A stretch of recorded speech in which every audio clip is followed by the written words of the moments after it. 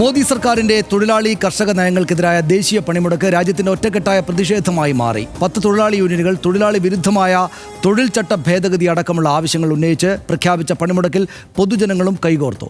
കേരളത്തിൽ പണിമുടക്ക് പൂർണ്ണമായിരുന്നു. ബംഗാൾ, ഒഡീഷ സംസ്ഥാനങ്ങളിലെല്ലാം പൊതുഗതാഗതം തടസ്സപ്പെട്ടു. ബീഹാറിൽ ഇന്ത്യ സഖ്യത്തിന്റെ ബന്ധും ദേശീയ പണിമുടക്കും ചേർന്നതോടെ സംസ്ഥാനം അക്ഷരാർത്ഥത്തിൽ നിശ്ചലമായി. ആദ്യം RDX റാപ്പിലേക്ക്. കേന്ദ്ര സർക്കാരിന്റെ തൊഴിലാളി നയങ്ങൾക്കെതിരായ 24 മണിക്കൂർ പണിമുടക്ക് കേരളത്തിലെ ജനജീവിതത്തെ സ്തംഭിപ്പിച്ചു. പൊതുഗതാഗതം നിശ്ചലമായി. കടകമ്പോളങ്ങളും വ്യവസായ മേഖലകളും അടഞ്ഞുകിടന്നു. സർക്കാർ ഓഫീസുകളും വിദ്യാഭ്യാസ സ്ഥാപനങ്ങളും പ്രവർത്തിച്ചില്ല. തെരുവുകൾ തിരക്കൊഴിഞ്ഞു കിടന്നു.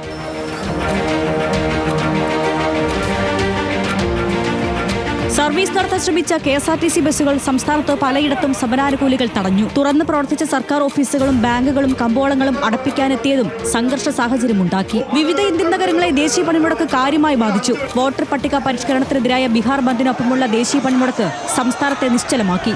ഒഡീഷയിലും വാഹന ഗതാഗതം പൂർണ്ണമായും സ്തംഭിച്ചു. പശ്ചിമ ബംഗാളിലും പണിമുടക്ക് ജനജീവിതത്തെ ബാധിച്ചു. കർണാടകയിൽ ദേശീയ പണിമുടക്ക് കാര്യമായി ബാധിച്ചില്ലെങ്കിലും മൈസൂരുവിലും ബംഗളൂരുവിലും തൊഴിലാളി പ്രകടനങ്ങൾ നടന്നു. തമിഴ്നാട്ടിലെ ഗ്രാമീണ മേഖലയാണ് പണിമുടക്ക് കൂടുതലായി ബാധിച്ചത്. ഡൽഹിയിൽ പൊതു സർവീസുകൾ ഉൾപ്പെടെ പണിമുടക്ക് ബാധിച്ചെങ്കിലും ജനജീവിതത്തെ കാര്യമായി ബാധിച്ചില്ല. RDX rap news Malayalam.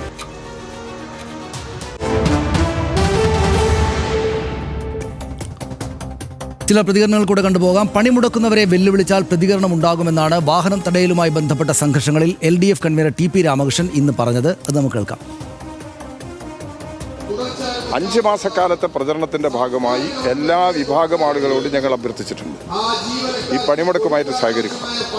അന്ന് നിങ്ങൾ ഒരു ദിവസം നിങ്ങൾ പുറത്തിറങ്ങി. ഇതിപ്പോൾ ഇന്നലെ അർദ്ധരാത്രി തുടങ്ങി, ഇന്ന് അർദ്ധരാത്രി വരെ ഒരു ദിവസം എല്ലാവരും സഹകരിക്കണം. ഈ പണിമുടക്ക് സമരത്തെ തന്നെ വെല്ലുവിളിക്കത്തക്ക നിലയിൽ, പണിമുടക്കിനെ പരാജയപ്പെടുത്തത്തക്ക നിലയിൽ രംഗത്ത് വരുമ്പോൾ സ്വാഭാവികമായിട്ടും തൊഴിലാളികൾ ഇക്കാലമത്രയും ഈ പണിമുടക്കിന് വേണ്ടി പ്രവർത്തിച്ച തൊഴിലാളികൾ ചെറിയ പ്രതികരണങ്ങളുണ്ടാവും. അത്രേ ഉണ്ടായിക്കുള്ളൂ.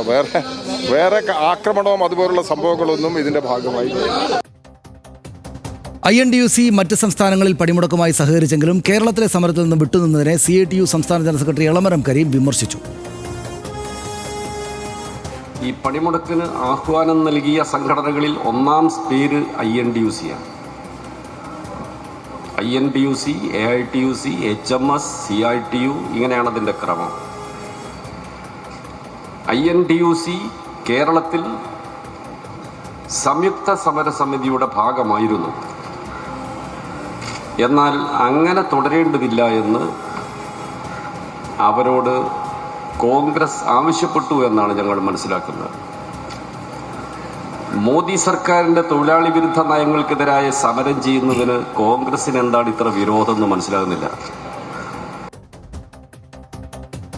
നമുക്ക് മറ്റ് വിശദാംശങ്ങൾ ഡാറ്റാ ഷീറ്റിൽ പരിശോധിക്കാം. പണിമുടക്ക് കേരളത്തിൽ പൂർണ്ണമായിരുന്നു. നമുക്കറിയാം, പൊതുഗതാഗതം പൂർണ്ണമായി സ്തംഭിച്ചു. കടകമ്പോളങ്ങൾ അടഞ്ഞു കിടന്നു.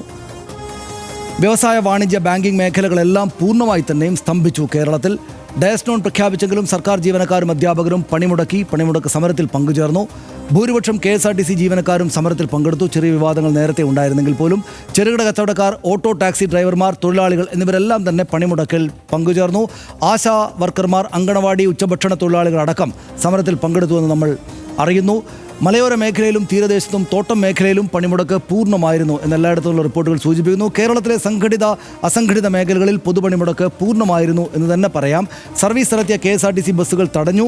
ജീവനക്കാരെ കയ്യേറ്റം ചെയ്തു പോലുള്ള അക്രമ സംഭവങ്ങളും ഉണ്ടായി. ഓഫീസുകളിൽ ജോലിക്കെത്തിയ ജീവനക്കാരെ സമരാനുകൂലികൾ തടയുന്ന നില പലയിടങ്ങളിലും ഉണ്ടായി. അരുവിക്കര LP സ്കൂളിൽ അധ്യാപകരെയും എടവണ്ണ പഞ്ചായത്ത് ജീവനക്കാരെയും പൂട്ടിയിടുന്ന സംഭവം അവിടെ ഉണ്ടായി. കണ്ണൂരിൽ പണിമുടക്കിൽ പങ്കെടുക്കാത്ത ജീവനക്കാരുടെ വണ്ടികളുടെ കാറ്റഴിച്ചു വിട്ടു സമരാനുകൂലികൾ. മുക്കം മാർക്കറ്റിലെ മീൻകട അടച്ചില്ലെങ്കിൽ മണ്ണെണ്ണയൊഴിക്കും എന്ന ഭീഷണി അവിടെ തൊഴിലാളികൾക്ക് നേരെ ഉണ്ടായി. സമാന അക്രമ സംഭവങ്ങളും നേരിയ സംഘർഷങ്ങളും വിവിധ ജില്ലകളിൽ നിന്ന് റിപ്പോർട്ട് ചെയ്തിട്ടുണ്ട്. മറ്റ് സംസ്ഥാനങ്ങളെ ബാധിച്ചോ എന്ന് ചോദിച്ചാൽ വിവിധ നഗരങ്ങളിൽ ജനജീവിതത്തെ സാരമായി ബാധിച്ചു എന്ന ഉത്തരമാണ് നമുക്ക് നൽകാനാവുക. ബംഗാൾ, ബീഹാർ, ഒഡീഷ സംസ്ഥാനങ്ങളിൽ ദേശീയ പണിമുടക്ക് അതിശക്തമായി തന്നെയും നടന്നു. കൊൽക്കത്തയിൽ ബാരിക്കേഡ് സ്ഥാപിച്ചും ടയറുകൾ കത്തിച്ചും ഗതാഗതം സ്തംഭിപ്പിക്കുന്ന നില സമരാനുകൂലികൾ സ്വീകരിച്ചു. ഹൗറയിൽ ഇടതനുകൂല തൊഴിലാളി സംഘടന നടത്തിയ പ്രതിഷേധ മാർച്ച് നേരെ പോലീസ് ലാത്തി വീശുന്ന സംഭവമുണ്ടായി.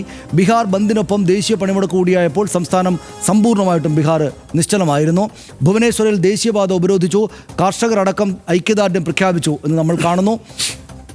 ചെന്നൈയിലും ബംഗളൂരുവിലും സമരാനുകൂലികൾ വലിയ പ്രതിഷേധ പരിപാടികൾ നടത്തി.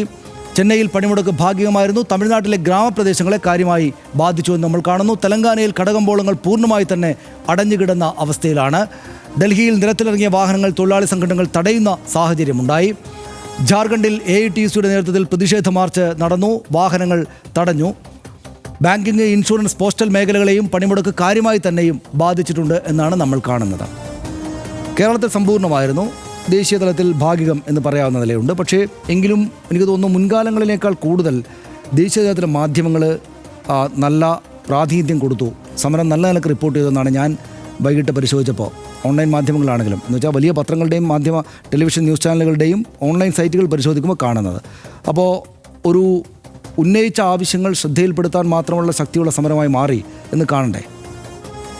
തീർച്ചയായും അത് ഇന്ന് ഇപ്പോൾ മാധ്യമങ്ങൾ ഇത് കൈകാര്യം ചെയ്തു. നാളെ പത്രം വരുമ്പോൾ എങ്ങനെയായിരിക്കുമെന്ന് എനിക്കറിയില്ല. ചാനലുകൾ ആ നിലയ്ക്കൊന്നും അത്ര വലിയ രീതിയിൽ ദേശീയ ചാനലുകളെന്ന് വിശേഷിപ്പിക്കുന്ന ഇംഗ്ലീഷ് ഹിന്ദി ചാനലുകളിലൊന്നും അത്രയ്ക്ക് വലിയ ഒരു റിപ്പോർട്ടിംഗ് ഒന്നും കണ്ടില്ല, അല്ലെങ്കിൽ അതിനെ ഒരു പരിഗണന ആ നിലയ്ക്ക് കണ്ടില്ല സമരങ്ങൾക്ക്.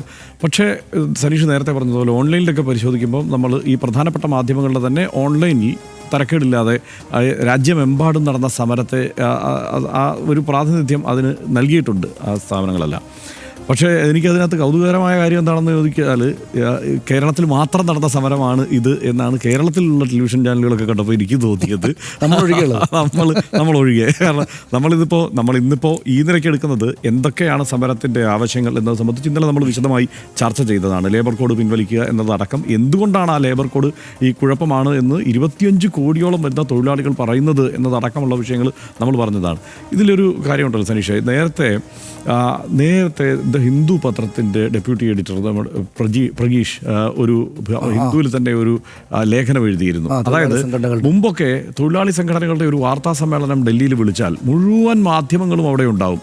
ആ തൊഴിലാളി സംഘടനകൾക്ക് പറയാനുള്ളത് എന്താണെന്ന് കേൾക്കാൻ. വളരെ പഴയ കാലത്തല്ല എങ്കിലും നമ്മുടെ ഈ നരേന്ദ്രമോദി സർക്കാരിന് മുമ്പുള്ള കാലത്തൊക്കെ അങ്ങനെ ഒരു രീതി ഉണ്ടായിരുന്നു. പക്ഷേ ഇദ്ദേഹം ഒരു വാർത്താ സമ്മേളനത്തിൽ ഇതുപോലെ ഒരു തൊഴിലാളി സംഘടന, പ്രധാനപ്പെട്ട തൊഴിലാളി സംഘടന ഒരു വാർത്താ സമ്മേളനം വിളിക്കുന്നു. അവിടെ ആ വാർത്താ സമ്മേളനത്തിൽ ചെന്നിരിക്കുമ്പോൾ ആകെ ചെന്നിരിക്കുന്ന വ്യക്തി ഇദ്ദേഹം മാത്രമാണ്. അതോടെ ഈ സംഘാടകർ ആകെ അങ്കലാപ്പിലായി. പിന്നെ അവരെവിടുന്ന് ഒരു പ്രാദേശിക മാധ്യമപ്രവർത്തകനെ കൂടി കൊണ്ടുവന്ന് ഈ 2 പേർക്ക് വേണ്ടി ഒരു വാർത്താ സമ്മേളനം നടത്തുകയായിരുന്നു എന്നുള്ളത് അദ്ദേഹം എഴുതി കണ്ടിട്ടുണ്ട്. അതായത് തൊഴിലാളികളുടെ ആവശ്യങ്ങൾ, തൊഴിലാളികളുടെ പ്രശ്നങ്ങൾ ഒക്കെ അങ്ങേയറ്റം മാധ്യമങ്ങൾ തമസ്കരിക്കുന്ന ഒരവസ്ഥയിലേക്ക് വന്നു. കാരണം അതെല്ലാം എന്തോ സർക്കാർ വിരുദ്ധമായ ഒരു കാര്യമാണ്, കേന്ദ്ര സർക്കാർ വിരുദ്ധമായി പറഞ്ഞാൽ എന്തോ കുഴപ്പമാണ് എന്ന മട്ടിലുള്ള, അല്ലെങ്കിൽ രാജാവിനേക്കാൾ വലിയ രാജഭക്തി കാണിച്ചു തുടങ്ങിയതിൻ്റെ ഒരു ലക്ഷണമായിരുന്നു അത് എന്നുള്ള കാര്യത്തിൽ സംശയമൊന്നുമില്ല. അതുകൊണ്ടാണ് ഹിന്ദുവിൽ തന്നെ അത് അദ്ദേഹം എഴുതിയത്. അത് ഇപ്പോൾ ഞാൻ ഓർക്കുന്നു അത്. അപ്പോൾ ഇപ്പോൾ അതിൻ്റെ ഒരു വേറൊരു രൂപമാണ് സത്യത്തിൽ ഇപ്പോൾ കേരളത്തിലേക്കൊക്കെ വരുമ്പോൾ മാധ്യമങ്ങൾ കാണുന്നത് എനിക്ക് തോന്നുന്നത്. കാരണം അങ്ങ് ശക്തിയുക്തം ഇതിനെതിരായി വാദിക്കണം. മണിക്കൂറുകൾക്കുള്ളിൽ 10ഉം 50ഉം വാർത്തകൾ, ഈ സമരവിരുദ്ധ വാർത്തകൾ കൊടുക്കുക എന്നുള്ളത് എന്തോ ഒരു കുഴപ്പം ബാധിച്ചതുകൊണ്ടാണ് പലപ്പോഴും പല മാധ്യമങ്ങളും ചെയ്യുന്നതെന്നാണ് ഞാൻ കരുതുന്നത്. എന്താണെന്ന് വെച്ച് കഴിഞ്ഞാൽ അവനവനെക്കുറിച്ചൊരു ബോധ്യം വേണം. ഞാനിതിപ്പോൾ ഒരു ഷോപ്സ് ആൻഡ് എസ്റ്റാബ്ലിഷ്മെൻറ്റ് ആക്ടിൻ്റെ കീഴിൽ രജിസ്റ്റർ ചെയ്യപ്പെട്ടിരിക്കുന്ന ഒരു സ്ഥാപനത്തിൽ പണിയെടുക്കുന്ന തൊഴിലാളിയാണെന്നുള്ള ബോധ്യത്തിൽ നിന്നുകൊണ്ട് വേണം ഓരോ മാധ്യമപ്രവർത്തകനും ഇതിനെയൊക്കെ കൈകാര്യം ചെയ്യാൻ. ഇതതിന് പകരം അവനവനങ്ങ് മുതലാളിയാകുകയാണ്, ആ ബോധ്യത്തിലേക്ക് അങ്ങ് വരികയാണ്. അതൊരു പറഞ്ഞിട്ട് കാര്യമില്ല. കാലങ്ങൾ കൊണ്ട് അങ്ങനെ ഉണ്ടാക്കിയെടുത്ത ഒരു പൊതുബോധത്തിൻ്റെ പ്രശ്നമുണ്ട്. അതായത് ഈ 80കളിലും 90കളിലും ഒക്കെയുള്ള സിനിമകളും ഈ കാർട്ടൂണുകൾ, പ്രധാനം ഈ ദേശബന്ധു, മലയാള മനോരമ അടക്കമുള്ള പത്രങ്ങൾ പ്രസിദ്ധീകരിച്ച പോക്കറ്റ് കാർട്ടൂണുകൾ അടക്കം ഈ തൊഴിലാളികളെ അങ്ങേയറ്റം വക്രീകരിച്ചും എല്ലാ വലിയ മുട്ടാളന്മാരും കുഴപ്പക്കാരുമാണെന്ന് കാണിക്കുന്നത് എനിക്ക് ഇപ്പോഴും ഓർമ്മയുള്ള കാർട്ടൂണുകളുണ്ട്. അതായത് ഒരു തൊഴിലാളിയെ അവതരിപ്പിക്കണമെങ്കിൽ ആ തൊഴിലാളിയുടെ വേഷം എന്തായിരിക്കും എന്നുള്ളൂ. കൊമ്പം മീശ ഉണ്ടാവും, വലിയ കൃത ഉണ്ടാവും, തലയെക്കെട്ടുണ്ടാവും. ഈ കാലിൽ ഏറ്റവും കൗതുകരം എൻ്റെ ഓർമ്മ, ഈ മുണ്ട് മടക്കി കുത്തിയിട്ടുണ്ടാവും, ആ കാലിൽ ഇങ്ങനെ ചുരുണ്ട രോമങ്ങൾ വരച്ചു വെച്ചിട്ടുണ്ടാവും ഈ കാർട്ടൂണുകളിൽ. കാരണം അങ്ങനെ അവതരിപ്പിക്കൂ ഒരു തൊഴിലാളിയെ, അങ്ങനെ നിരന്തരം അവതരിപ്പിച്ച് ഇത് നമ്മളൊക്കെ ഇതിൽ നിന്ന്, ഈ സ്വത്വത്തിൽ നിന്ന് എങ്ങനെയെങ്കിലും രക്ഷപ്പെടണം, ഈ വർഗ്ഗബോധത്തിലേക്ക് ഒരിക്കലും വന്ന് പ്രവേശിക്കാൻ പാടില്ല എന്നുള്ള തോന്നലിൽ നിന്നുകൊണ്ടാണ് എല്ലാ തൊഴിലാളികളും, അതായത് ഈ മാധ്യമപ്രവർത്തകരടക്കമുള്ള തൊഴിലാളികൾ എല്ലാവരും ഞങ്ങളല്ല ഞാൻ മറ്റേ മുതലാളിയുടെ ആളാണ്. തൊഴിലാളി എന്ന് പറയുന്നത് വേറൊരു ഐറ്റമാണ് എന്നുള്ള മട്ടിൽ. അതല്ലെങ്കിൽ ഈ ചുവട്ട് തൊഴിലാളിയോ അല്ലെങ്കിൽ ഈ മറ്റ് ഓട്ടോ തൊഴിലാളിയോ അല്ലെങ്കിൽ ഇവിടെ ശുചീകരണ തൊഴിലാളിയോ ഒക്കെയാണ് എന്ന മട്ടിൽ പറഞ്ഞു വയ്ക്കുന്നത്. സത്യത്തിൽ തൊഴിലാളി എന്നത് ഈ പറയുന്ന തൊഴിലാളി 25 കോടി എന്ന് പറയുമ്പോൾ ഇവർ വിശ്വസിക്കുന്ന പോലുമില്ല. പല ചാനലുകളിലൊക്കെയുള്ള ചർച്ചകൾ കണ്ടു കഴിഞ്ഞപ്പോൾ 25 കോടിയോ എന്നൊക്കെയുള്ളത് ആണ് പ്രധാനപ്പെട്ട. അതൊക്കെ വെറുതെ പറയുന്നതാണെന്നാണ് അവർ പറയുന്നത്. അപ്പോൾ അതിനകത്ത് എനിക്ക് തോന്നിയ ഒരു കാര്യം, കഴിഞ്ഞ ദിവസം അതായത് 2022 സമരം, ഇതേ സമരമുണ്ട്. തൊഴിലാളികളുടെ വലിയ പണിമുടക്ക് നടന്നു. ഈ ലേബർ കോഡിനെതിരെ തന്നെയുള്ള പണിമുടക്കാണ് അന്ന് നടന്നത്, വലിയ പണിമുടക്കാണത്. ആ സമയത്ത് ഒരു ചർച്ചയിൽ കേരളത്തിലെ ഏറ്റവും പ്രമുഖനായിരുന്ന ആ സമയത്തെ ട്രേഡ് യൂണിയനിസ്റ്റായ ആനത്തലവട്ട ആനന്ദൻ പറഞ്ഞ ചില കാര്യങ്ങളുണ്ട്. എന്തിനാണ് ഈ സമരം എന്നുള്ളത്. ചില സിനിമാക്കാർ നമ്മൾ ആ പേര് വീണ്ടും വീണ്ടും ആവർത്തിച്ച് കഴിഞ്ഞാൽ അത് വഷളാകും എന്നുള്ളത് കൊണ്ട് ഞാൻ അയാളുടെ പേര് പറയുന്നില്ല. ആ സിനിമാക്കാരനൊക്കെ ഈ പണിമുടക്കിനെ വല്ലാതെ പരിഹസിച്ചവരിൽ പ്രധാനിയാണ്. അപ്പോൾ ഞാൻ പറയുന്നത്, അദ്ദേഹം പറയുന്നുണ്ട് മിനിമം വേജസ് ആക്ട് എങ്ങനെ വന്നതാണെന്നാണ് നിങ്ങൾ കരുതുന്നത്? സമരം ചെയ്തതുകൊണ്ടും പണിമുടക്കിയതുകൊണ്ടും വന്നതാണ്. ഈ ഫാക്ടറീസ് ആക്ട് എങ്ങനെയാണ് ഉണ്ടായത്? അത് സമരം ചെയ്തതുകൊണ്ടും പണിമുടക്കിയതും കൊണ്ടാണ്. ഈ ഫെയർ വേജസ് ആക്ട് എങ്ങനെയാണ് ഉണ്ടായത്? അത് പണിമുടക്കിയത് കൊണ്ടുണ്ടായതാണ്. ഈ പ്രസവാവധി, ഗ്രാറ്റുവിറ്റി, പെൻഷൻ, ഇതെല്ലാം ബോണസ്, ഇതെല്ലാം എങ്ങനെ വന്നതാണ്? പണിമുടക്കിയത് കൊണ്ടും സമരം ചെയ്തതും കൊണ്ട് ഉണ്ടായതാണ്. അല്ലാതെ സർക്കാരോ തൊഴിലുടമകളോ ഇതൊക്കെ ഇവർക്ക് അങ്ങ് കൊടുത്തേക്കാമെന്ന് തീരുമാനിച്ച് കൊടുത്തതല്ല എന്നുള്ളത് അദ്ദേഹം പറഞ്ഞ് ബോധ്യപ്പെടുത്തുന്നുണ്ട്. അപ്പോൾ അത് തന്നെയാണ് പറയാനുള്ളത്. അതായത് ഈ ചരിത്രം എന്ന് പറയുന്നത്, ഇത് നമ്മൾ കഴിഞ്ഞ ദിവസം പറഞ്ഞു, ഈ കഴിഞ്ഞ കാലത്തുണ്ടായിരിക്കുന്ന ഏറ്റവും വലിയ തൊഴിലാളി സമരങ്ങളെല്ലാം നമ്മൾ ഈ സമരങ്ങളേ ഇല്ല എന്ന് വിചാരിക്കുന്ന അമേരിക്കയിലും ഫ്രാൻസിലും കാനഡയിലും ഒക്കെയാണ് ഉണ്ടായിട്ടുള്ളത്.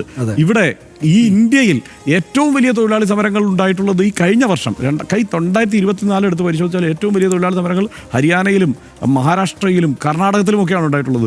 ഇവിടെ ഇരുന്ന് കുറേ ആശാന്മാരുടെ വിചാരം ഈ സമരം എന്ന് പറയുന്നത് എന്തോ കേരളത്തിൽ മാത്രം നടക്കുന്ന പരിപാടിയാണെന്നാണ്. ഇങ്ങനെ ഈ നമ്മുടെ മാധ്യമപ്രവർത്തക സുഹൃത്തുക്കൾ ഇപ്പോൾ ഈ പണിമുടക്ക് സമരത്തിന് വല്ലാത്തതിൽ പുച്ഛിക്കുന്ന മാധ്യമപ്രവർത്തക സുഹൃത്തുക്കളുടെ സോഷ്യൽ മീഡിയ ഹാൻഡിലുകൾ കുറച്ച് പിന്നോട്ട് പോയാൽ കർഷക സമരത്തിൻ്റെ ഈ ഫോട്ടോസ് ഇട്ടത് കാണാം. അതായത് ഇവർ സമരാനുകൂലികളാകുന്ന ചില ഫാഷനബിൾ ആയിട്ടുള്ള ചില സംഗതികളുണ്ട്. ലോകം മുഴുവൻ, രാജ്യം മുഴുവൻ അനുകൂലിക്കുന്നതിനെ അവരങ്ങ് അനുകൂലിക്കും. അപ്പോൾ അതൊക്കെ പലതരത്തിലുള്ള കാര്യങ്ങളാണ്. ഇപ്പോൾ ഈ എല്ലാവരും മനസ്സിലാക്കേണ്ടുന്നൊരു കാര്യമായിട്ട് എനിക്ക് കർഷക തോന്നുന്നു. അതായത് പണിയെടുക്കുന്നത് പോലെ തന്നെയുള്ളൊരു അവകാശമാണ് പണി മുടക്കുന്നതിനുള്ളത്. പണിയെടുക്കുന്ന ഒരാൾ എന്തിനാണ് പണിയെടുക്കുന്നത്? അയാളുടെ ജീവിതം മുന്നോട്ട് കൊണ്ടുപോകാനാണ്. പണി മുടക്കുന്ന തൊഴിലാളിയും അതിനു വേണ്ടിയിട്ടാണ് ചെയ്യുന്നത്. അതായത് പണിയെടുത്ത് മുന്നോട്ട് പോകാനുള്ള പ്രയാസം വരുന്നു, അവിടെ ഒരു പണിമുടക്ക് നടത്തണം എന്നത് കണ്ടിട്ടാണ്, അത് ഒരാവശ്യമായിട്ട് വരുമ്പോഴാണ് ഇവർ ഇതിലേക്ക് ഇറങ്ങുന്നത്. ഈ പല മാധ്യമപ്രവർത്തകരും ചൂണ്ടിക്കാണിച്ചു കൊടുക്കുന്നത് ഇത് നേതാക്കളുടെ എന്തോ പരിപാടിയാണെന്നാണ്. നമ്മൾ ബീഹാറിലും ഒറീസയിലും കൽക്കത്തയിലും രാജ്യത്തിൻ്റെ നാനാഭാഗങ്ങളിലും എവിടെയെങ്കിലുമൊക്കെ ആയിട്ട് നടന്ന ഈ സമരങ്ങളുണ്ടല്ലോ, ആ സമരങ്ങളിൽ കാണുന്ന മനുഷ്യരെ നോക്കൂ, സാധാരണ മനുഷ്യരാണ്. ഇവർ ഈ ആശാവർക്കർമാരുടെ സമരത്തെ അനുകൂലിക്കുന്ന ഒരുപാട് ആളുകളുണ്ട്. അവിടെ സാധാരണ മനുഷ്യരാണല്ലോ വന്നിരിക്കുന്നത്. ആശാവർക്കർമാർ സമരം നടത്തുമ്പോൾ അവിടെ വന്നിരിക്കുന്ന ആളുകളെ പോലെ തന്നെയാണ് മറ്റുള്ളവരും. അവരവരുടെ ഒരു ദിവസം പണി കളഞ്ഞിട്ട് അവരുടെ ആവശ്യം അതേക്കാൾ വലുതായതുകൊണ്ട് പണി ചെയ്യുക എന്നതിനേക്കാൾ പണിമുടക്ക് ഒരു പ്രധാനപ്പെട്ട ആവശ്യമായിട്ട് വരുന്നതുകൊണ്ടാണ് ഈ മനുഷ്യർ വന്ന് നിൽക്കുന്നത്. അതിനോട് മിനിമം ഒരു ബഹുമാനം കാണിക്കുക എന്നത് ആളുകൾ ചെയ്യേണ്ടതല്ല. അപ്പോൾ അവർക്ക് വേണ്ടിയിട്ടാണത് ചെയ്യുന്നത് എന്ന് മനസ്സിലാക്കുകയും, പിന്നെ 5 മാസം മുമ്പ് അനൗൺസ് ചെയ്തൊരു സമരമാണ്. ആ സമരം ഒരു ദിവസം ഞാൻ പണിമുടക്കാതെ, ഞാൻ പണിയെടുക്കാതെ അങ്ങോട്ട് വഴങ്ങിക്കൊടുക്കാം എന്ന് തീരുമാനിക്കാൻ എന്ത് ബുദ്ധിമുട്ടുണ്ടാകുമെന്ന് എനിക്ക് മനസ്സിലാവുന്നില്ല. കേരളത്തിലെ ബഹുഭൂരിപക്ഷ ആളുകളും ചെയ്തു. പിന്നെ ഇവിടെ കോൺഗ്രസ്സുകാർ ഇവിടെ അങ്ങനെ ഒരു നിലപാടെടുത്തു നേരത്തെ ഇളവർ കാര്യം പറയേണ്ടത്. അത് കോൺഗ്രസ്, പക്ഷേ എങ്കിലും കോൺഗ്രസും LDF-ഉം UDF-ഉം മുസ്ലിം ലീഗും CPM-ഉം CPI എല്ലാം ചേർന്നിട്ടാണല്ലോ നടത്തി. അതുകൊണ്ട് എല്ലാവരും ആ നിലക്കൊന്നും ആരും എതിർക്കാനൊന്നും പോയില്ല. BJP-ക്കാർ സ്വാഭാവികമായിട്ട് എതിർത്തു, കാരണം അവരുടെ സർക്കാരിനെതിരെയാണ് സമരം. അത് മനസ്സിലാക്കബിളാണ്. പക്ഷേ അപ്പോഴും നമ്മൾ മനസ്സിലാക്കേണ്ട, സമരത്തിനാകപ്പാടെ BJP-യും BMS-ഉം എതിരല്ല.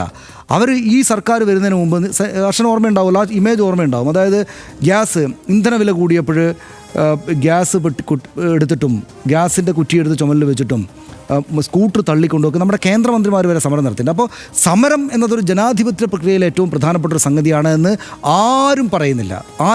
അപ്പോൾ പണി മുടക്കാനുള്ള അവകാശവും പണിയെടുക്കാനുള്ള അവകാശവും പോലെ തന്നെയാണ്. പണിയെടുക്കാനുള്ള ഉത്തരവാദിത്തം ഒഴിവായി പോകുന്നില്ല, പണിയെടുക്കാനുള്ള സാഹചര്യം പോകുമ്പോഴാണ് മനുഷ്യർ പണിമുടക്കാൻ വേണ്ടി പോകുന്നത് എന്ന് കണ്ടിട്ട് 5-6 മാസം മുമ്പെയൊക്കെ അനൗൺസ് ചെയ്തൊരു സമരത്തിന് ഒന്നങ്ങ് വഴങ്ങിക്കൊടുക്കാം എന്ന് തീരുമാനിക്കേണ്ടത് ഒരു മനുഷ്യത്വമാണ് എന്ന് ഇതിനെ എതിർക്കുന്ന ആളുകൾ മനസ്സിലാക്കുന്നത്. അതായത് ഒരു കാരണവശാലും അക്രമ അക്രമാസക്തമാവാൻ നിൽക്കുകയും ചെയ്യരുത്. സമരക്കാർ ഒരു കരുതൽ എടുക്കേണ്ടത് അങ്ങനെ അക്രമാസക്തമായി സാധാരണ ഇപ്പോൾ ഒരു ആശുപത്രിയിൽ പോകുന്നയാളെ തടഞ്ഞു നിർത്താനോ അതല്ലെങ്കിൽ ഇപ്പോൾ വേറൊരു നിവൃത്തിയുമില്ലാതെ ഒരു ദിവസം എന്തെങ്കിലും ഒരു ആവശ്യത്തിന് പുറത്തിറങ്ങിയ ആളെ തടഞ്ഞു നിർത്താനോ ഒക്കെ പോകുന്നത് ശരിയല്ല എന്നുള്ളതുണ്ട്. പക്ഷേ ഒരു പ്രശ്നം അപ്പോൾ സമരക്കാരും ആലോചിക്കേണ്ട കാര്യം ഈ മുഴുവൻ മാധ്യമങ്ങളും എങ്ങനെയെങ്കിലും അതായത് സമരവിരുദ്ധ തിമിരം ബാധിച്ച മാധ്യമങ്ങളാണുള്ളത്. അപ്പോൾ അതുകൊണ്ട് തന്നെ ഇവർ ഈ വാർത്ത മുഴുവൻ റിപ്പോർട്ട് ചെയ്യുന്നത് ആ നിലയ്ക്കായിരിക്കും എന്നുള്ള ഒരു ബോധ്യത്തോടെ വേണം. ഒരു ഒറ്റ പ്രശ്നം കൂടിയുണ്ട്. പക്ഷേ അപ്പോഴും പറയേണ്ട ഒരു കാര്യം, ഇപ്പോൾ നമ്മൾ ഭയങ്കര പരിഹാസ്യരായൊക്കെ ഈ ആളുകളെ അവതരിപ്പിക്കുന്നതാണ്. സമരത്തിന് ബഹളം വെക്കുന്ന ആളുകളെ, ചില സർക്കാർ ഓഫീസുകളിലൊക്കെ ചെന്ന് നിങ്ങളിങ്ങനെ ചെയ്യാൻ പാടില്ല എന്ന് പറയുന്ന ആളുകളെയൊക്കെ ഏറ്റവും പരിഹാസ്യരായി അവതരിപ്പിക്കാനാണ് പൊതുവെ മാധ്യമങ്ങൾ ശ്രമിക്കുക. പക്ഷെ നമ്മൾ ആലോചിക്കേണ്ട കാര്യം, ഈ 5 മാസം കൊണ്ട് ഈ തൊഴിലാളി സംഘടനകളാണ് അവർ ചുമ്മാ അങ്ങ് സമരത്തിന് പോകുമല്ല, 5 മാസം നിരന്തരം ഇവർക്ക് ക്ലാസ് കൊടുക്കുന്നുണ്ട്. എന്താണ് നമ്മുടെ പ്രശ്നം, നമ്മൾ നേരിടുന്ന പ്രശ്നം എന്താണെന്നുള്ളത്. അപ്പോൾ അവർ ആ പ്രശ്നത്തെക്കുറിച്ച് അത്രവേൽ ക്ലിയറാണ്, അതേക്കുറിച്ച് അവെയറാണ്. അപ്പോൾ അവർ ആ പ്രശ്നം അവരുടെ മനസ്സിൽ ആ പ്രശ്നമായതുകൊണ്ട് സ്വാഭാവികമായും ഇവരുടെ പ്രതിഷേധം എന്ന് പറയുന്നത് അവിടെ ആ കസേരയിൽ ഇരിക്കുന്ന ആളോടല്ല, അത് സർക്കാരിനോടുള്ള പ്രതിഷേധമാണ്. ആ നിലയ്ക്കാണ് അതിനെ ബോധ്യപ്പെടേണ്ടത്. അതിനു പകരം അതും എന്തോ ഒരു തമാശക്കുള്ള മട്ടിൽ ഒരു കണ്ടന്റായിയാണ് മാധ്യമങ്ങൾ കൈകാര്യം ചെയ്യുന്നതാണ് പ്രശ്നം. രാജ്യത്തെ നാനാ തുറകളിലെ 25 കോടിയോളം വരുന്ന തൊഴിലാളികളും ജീവനക്കാരുമാണ് ഇന്ന് പണിമുടക്കിയത്. അവരുടെ ജീവിതത്തിലേക്ക് അടിസ്ഥാനപരമായി വന്നു തൊടുന്ന 17 പ്രശ്നങ്ങൾക്ക്, പ്രതിസന്ധികൾക്ക് പരിഹാരം ആവശ്യപ്പെട്ടായിരുന്നു പണിമുടക്ക് സമരം. ചെറിയൊരു സമരമായിരുന്നില്ല ഇന്ന് നടന്നത്. ഇന്ത്യ മഹാരാജ്യത്ത് ആകെ പ്രവർത്തിക്കുന്ന വിവിധ ആശയക്കാരായ ട്രേഡ് യൂണിയനുകളെ, 100 കണക്കിന് സംഘടനകളെ ഒരുമിപ്പിച്ച് 6 മാസത്തോളം നീണ്ട സംഘാടനത്തിലൂടെയാണ് അത് സാധ്യമാക്കിയത്. ആ സമരത്തോട് ഉന്നയിച്ച ആവശ്യങ്ങളുടെ സാധുതയോട് RDXന് ബഹുമാനവും അഭിവാദ്യങ്ങളുമുണ്ട്. ഈ വിധം ബൃഹത്തായ സമരത്തിൽ അങ്ങിങ്ങ് സംഭവിക്കാവുന്ന ഒറ്റപ്പെട്ട സംഭവങ്ങളെ സമരത്തിൻ്റെ പൊതു സ്വഭാവമായി കാണിച്ച് പർവ്വതീകരിക്കാൻ RDX എന്തായാലുമില്ല. സമരം ചെയ്യാനുള്ളതുപോലെ സമരം ചെയ്യാതിരിക്കാനും മനുഷ്യർക്ക് അവകാശമുണ്ടെന്ന് തന്നെയാണ് RDXൻ്റെ നിലപാട്. സമരാനുഭാവികൾ ചിലയിടത്തെങ്കിലും ചെയ്ത പൂട്ടിയിടലുകളെയും കയ്യേറ്റങ്ങളെയും എല്ലാം ഞങ്ങളും തള്ളിപ്പറയുന്നു. പക്ഷേ അതായിരുന്നില്ല ഈ പണിമുടക്കത്തിൻ്റെ പൊതുവായ അനുഭവം. ബഹുഭൂരിപക്ഷം തൊഴിലാളികളും ജീവനക്കാരും സ്വമേധയാ സമരം ചെയ്യുകയായിരുന്നു. അതുകൊണ്ട് തന്നെ സമരം ചെയ്ത ബഹുഭൂരിപക്ഷത്തിൻ്റെ സെൻറ്റിമെൻറ്റ്സിനെ RDX ഒരൽപ്പം അധിക വെയിറ്റേജോടെ അഭിവാദ്യം ചെയ്യുന്നു. ഇടവേളയിലേക്ക്.